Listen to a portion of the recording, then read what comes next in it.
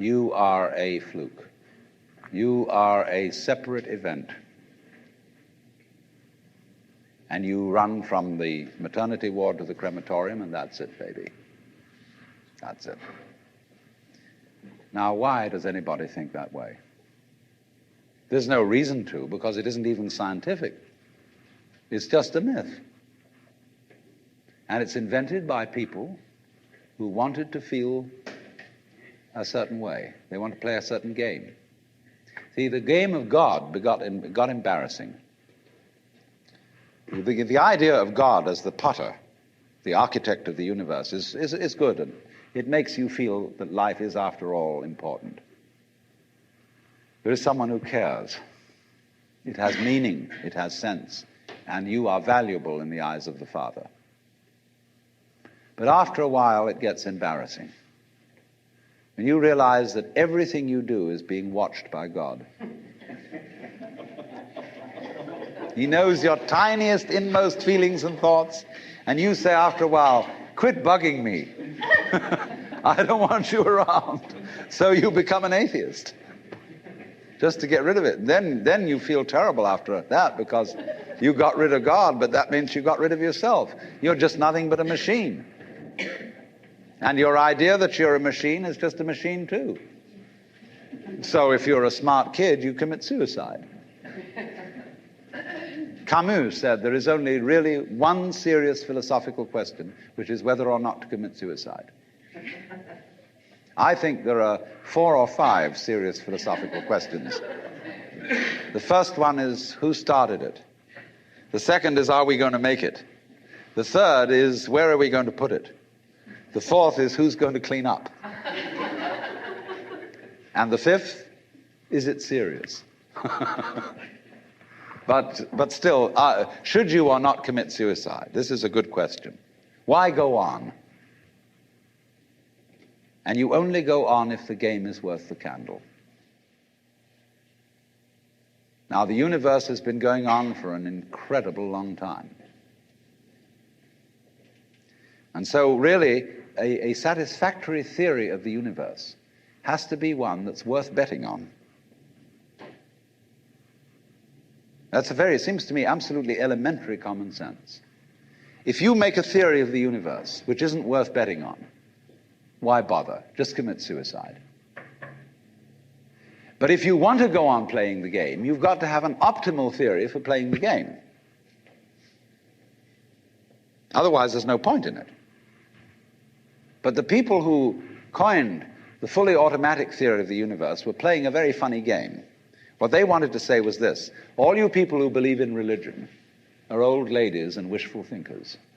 You've got a big daddy up there and you want a comfort and thing, but life is rough. Life is tough.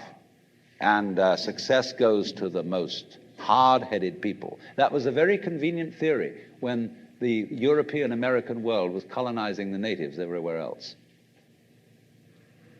They said, we are the end product of evolution, and we're tough.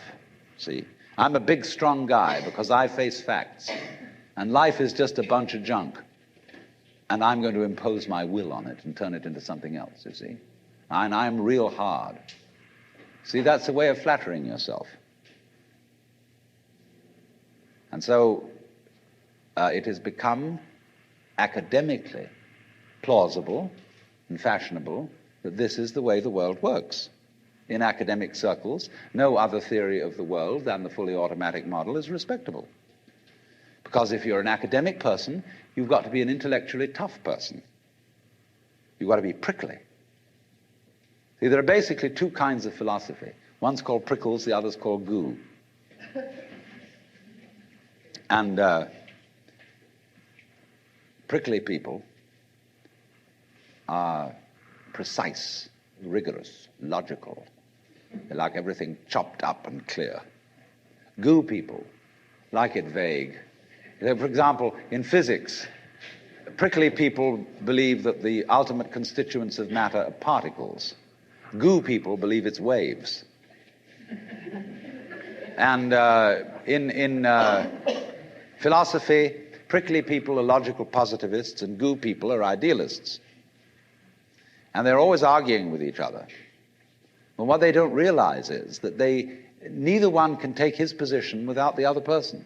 Because you wouldn't know you advocated prickles unless there was somebody else advocating goo. You wouldn't know what a prickle was unless you knew what goo was. Because life is not either prickles or goo, it's gooey prickles and prickly goo. And they go together like back and front, male and female. And that's the answer to philosophy. See, I'm a philosopher, and I'm not going to argue very much, because if you don't argue with me, I don't know what I think. So if we argue, I say thank you, because owing to the courtesy of your taking a different point of view, I understand what I mean, so I can't get rid of you. But however, you see, this whole idea that the universe is just nothing at all but unintelligent force playing around and not even enjoying it is a put-down theory of the world. People who had an advantage to make, a game to play, by putting it down and making out that because they put the world down, they were a superior kind of people. So that just won't do. We've had it. Because if you seriously go along with this idea of the world, you're what is technically called alienated. You feel hostile to the world. You feel that the world is a trap. It is a mechanism, it's electronic and neurological mechanisms into which you somehow got caught.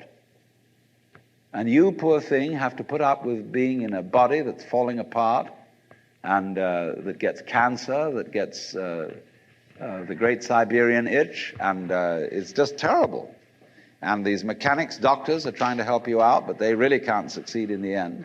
And you're just going to fall apart, and it's a grim business, and it's too bad.